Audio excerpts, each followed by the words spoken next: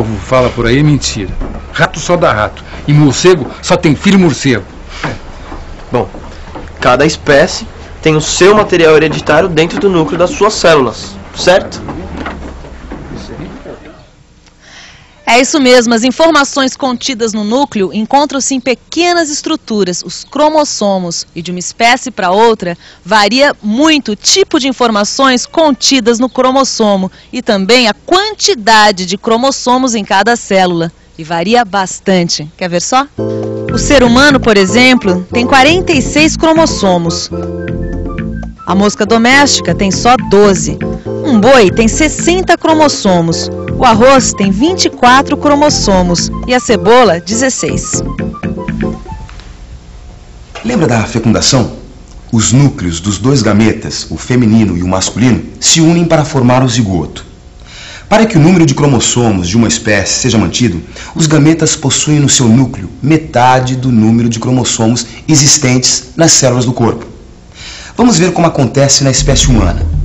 O espermatozoide do pai tem um núcleo com 23 cromossomos, que se funde ao núcleo do óvulo da mãe, que também deve ter 23 cromossomos. Os dois se unem e formam o núcleo do zigoto, com 46 cromossomos. No zigoto e em todas as células do nosso corpo, com exceção dos gametas, os cromossomos se encontram aos pares. No nosso caso, nós seres humanos, são 23 pares de cromossomos com todas as nossas informações hereditárias. Daí que eu fui entender melhor, pai. As informações que determinam as nossas características são os genes. Peraí, quem não está entendendo nada agora sou eu. Pai, são os genes que determinam, por exemplo, a cor do nosso cabelo, a altura da gente, a nossa cor dos olhos, cor da pele, entendeu? Todas as características que nós herdamos dos nossos pais. Então quer dizer que tudo que somos é determinado pelos genes que ficam nos cromossomos? Exatamente. Foi o veterinário que me explicou. Interessante isso aí. É o seguinte, Renato. Os genes ficam alinhados nos cromossomos numa certa sequência, ocupando um determinado lugar. Na fecundação, os cromossomos dos gametas formam o zigoto, quer dizer, uma célula com dois conjuntos de cromossomos, um do pai e um da mãe. Para cada gene de cada cromossomo do gameta masculino, existe um gene correspondente no cromossomo do gameta feminino. Veja bem, os genes são correspondentes e não necessariamente iguais. Vamos supor o seguinte caso: a transmissão de genes que determinam o jeito da orelha de uma pessoa, se ela tem o lóbulo da orelha colado ou descolado. Vamos ver um caso como exemplo, daí você vai entender direitinho. A mãe tinha o lóbulo colado, o pai tinha o lóbulo descolado. Quando forma o zigoto, os genes complementares se alinham e se desenvolve um novo indivíduo. O filho desse casal nasceu com o lóbulo descolado. A característica do pai é dominante. Quando isso acontece, a gente escreve assim: o gene do pai é representado pela letra E maiúscula, porque é dominante, e o da mãe pelo M minúsculo.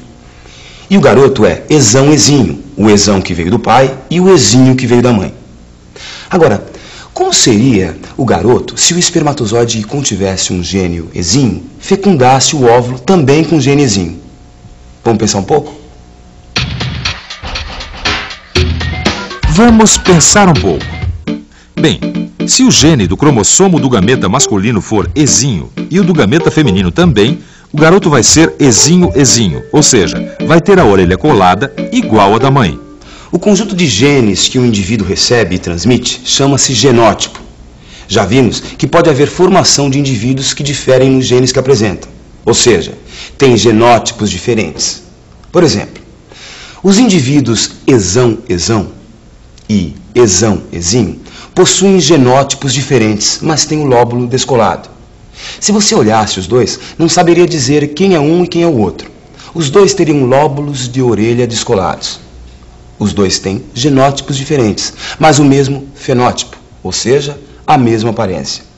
Já os indivíduos ezinho-ezinho têm o mesmo genótipo e fenótipo, possuem o lóbulo colado.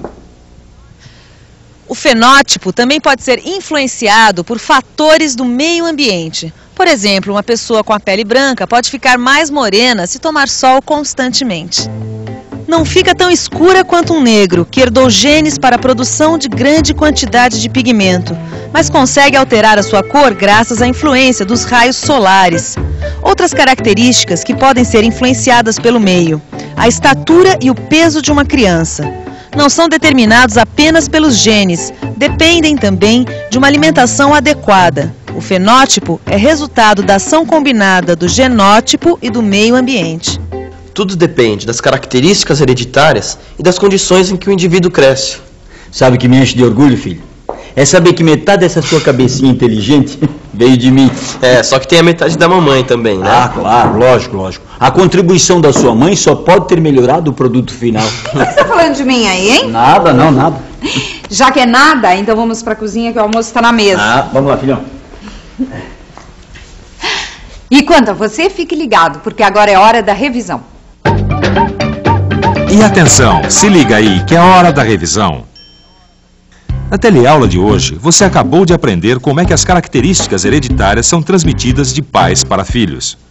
Cada espécie de ser vivo tem informações diferentes e diferentes números de cromossomos nos núcleos de suas células. Tudo começa com a fecundação dos gametas feminino e masculino. Os núcleos do óvulo e do espermatozoide se fundem formando um zigoto, que começa a se dividir sucessivamente até formar o embrião e o novo indivíduo começar a crescer. Metade das informações vem da mãe e metade vem do pai, formando assim o genótipo desse novo ser. Mas o genótipo pode ser influenciado pelas condições ambientais em que o indivíduo cresce. Aprendemos então que o fenótipo é a soma das ações do genótipo e do ambiente.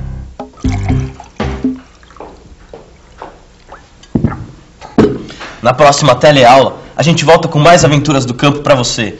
Tchau, tchau.